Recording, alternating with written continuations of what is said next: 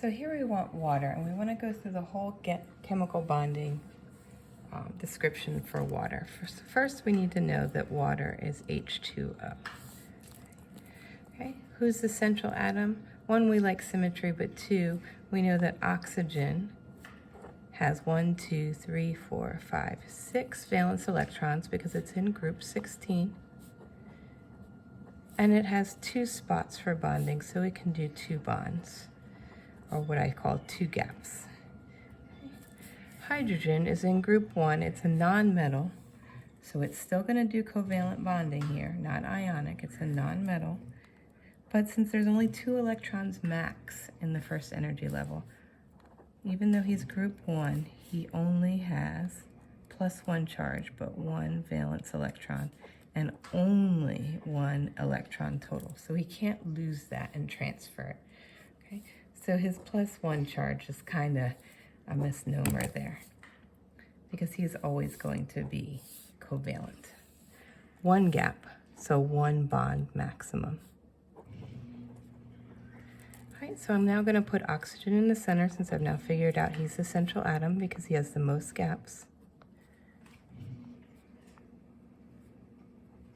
And I have those 2 gaps, and I have 2 hydrogens that all have 1 dot. So that 1 dot can fit into that hydrogen gap, that oxygen gap, and the other hydrogen can fit into the other oxygen gap. Okay? And this is called the process for showing why the electrons are where they are. Hydrogen now thinks he's full because he has 1 electron for his valence, and he's sharing 1 electron with hydrogen. The other hydrogen thinks he's happy. Okay, he has 1 of his own electrons, and he's sharing 1 for a total of 2. So his valence is still accurate. We didn't add any. And his octet is 2, because that quantum number 1 can only get 2 electrons. And then when we look at oxygen, his valence is 1, 2, 3, 4, 5, 6. So he has the proper valence. And we check his octet. He has 2, 4, 6, 8 electrons. So he meets the octet. So now we can rewrite it into the Lewis dot structure form, where we're using bars. Each bar is 2 electrons, 1, 2, 1, 2. And then there are 2 pairs left over. Okay, and these 2 unbonded pairs, since they are on the central atom, they're called lone pairs. So now we have to look and figure out what's its shape.